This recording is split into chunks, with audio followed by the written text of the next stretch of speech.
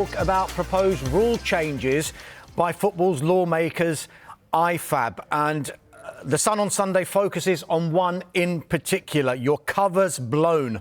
Abusers can't hide mouths after Vinny row.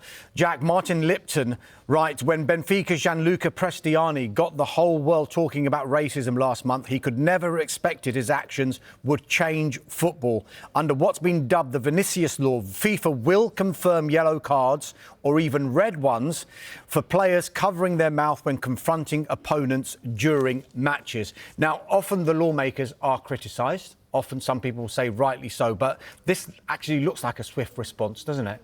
Yeah, it certainly does. And I think everyone will say that if it can help to punish and remove cases like the one that we all think that we saw in the first leg of the Benfica Real Madrid game, then I think that's definitely for the best. Like players who do what Prestiani is accused of doing should have no hiding place and no way of being able to try and talk like that to other players on the pitch. Do you agree with that, Jonathan? It was, global news when this incident happened, and often when players are covering their mouths, it's followed by words like "game's gone." Yeah, usually, doesn't it? I'd like to see how it works in practice. I'd like to see it trialled to see if it actually works. It does seem like quite an absurd way of. I mean, the players is not.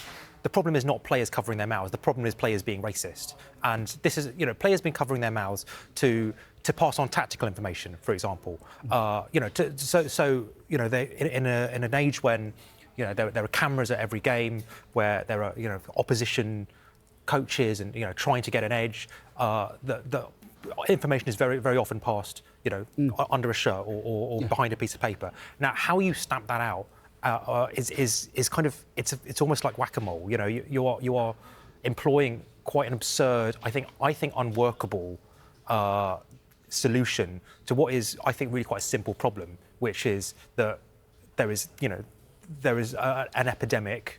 Well, no, I mean that's not right. There's not an epidemic, but there's a problem with abuse of players. Vinicius has experienced this a lot in Spain, and sometimes it doesn't come from opposition players. Sometimes, very often it comes from the stands. Are you going to stop fans from covering their mouths? I think it's just a really blunt way of approaching the problem.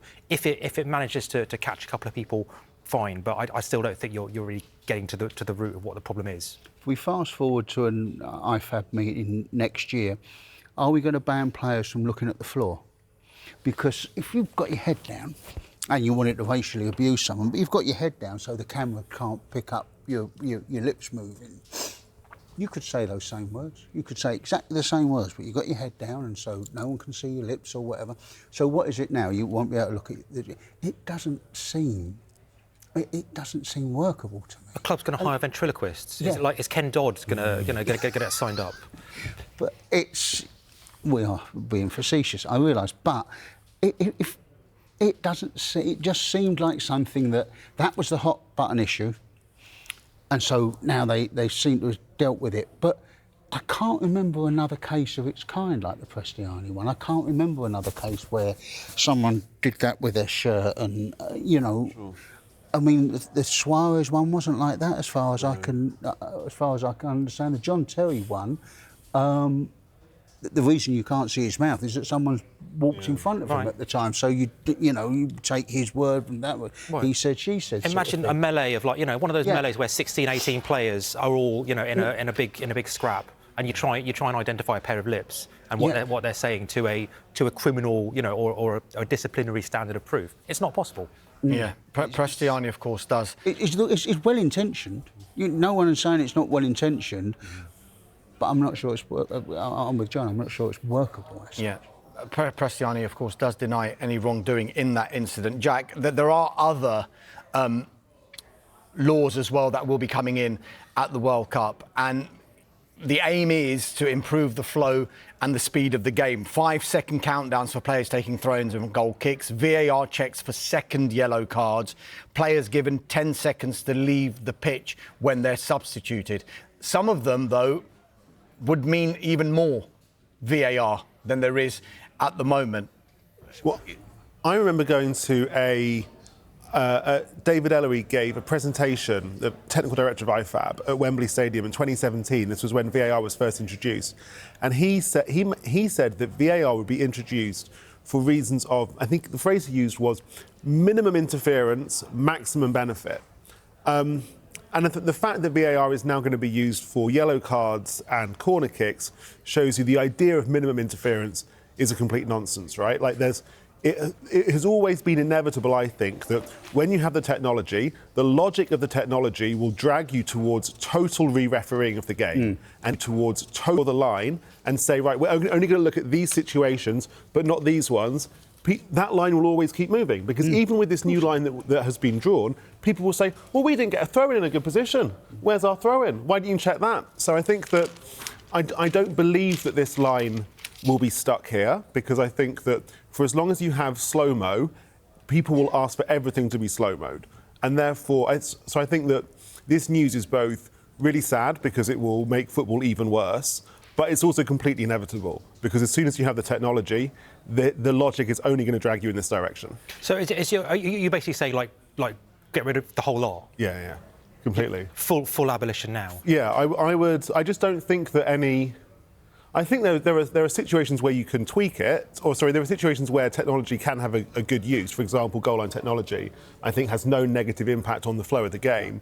But overall, my personal opinion is that there's no compromise can be made with VAR which would be better than simply abolishing VAR. I think that people who oppose VAR should not be embarrassed or ashamed about saying that, because I think that the damage that it does to football is far bigger than the upside. The game was never meant, I've been saying this for ages, the game was never meant to be this precise and minute. If you look at when the rules and how the rules were written and how they were intended, offside, for instance, was meant to be something you could see. Yeah.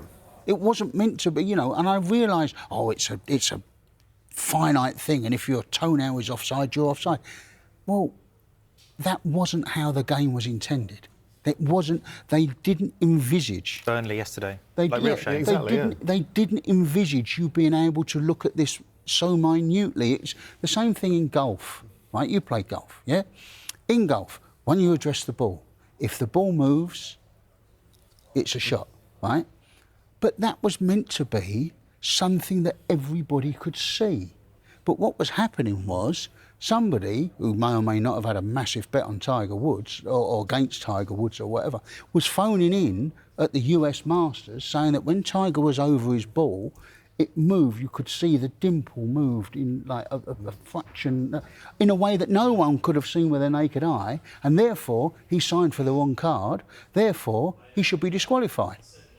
And it lasted about 2 majors, and then the authorities went, right, no more phone-ins using slow-mo, because it's not how the game was meant to be interpreted. But that's exactly the issue with VAR, isn't it? It's that the technology has effectively just destroyed the laws. Yes, absolutely. The laws of football are 150 years old, and they were drawn up with so that they could be easy to understand and easy to implement in football, but they were not drawn up with the idea that people would be slow-moing everything to death, like over and over and over again every single time. And that has it's changed our understanding of offside, it's changed our understanding of handball, it's changed our understanding of what is a straight red card.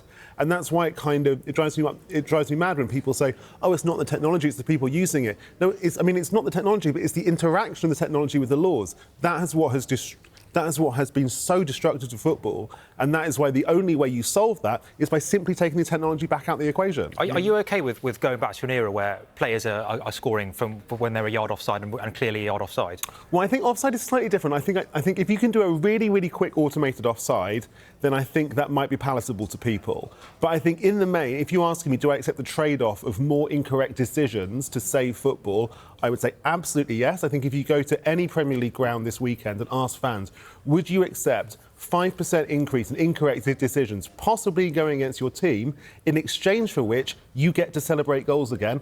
Every fan at every game will say yes, in a heartbeat. I would agree.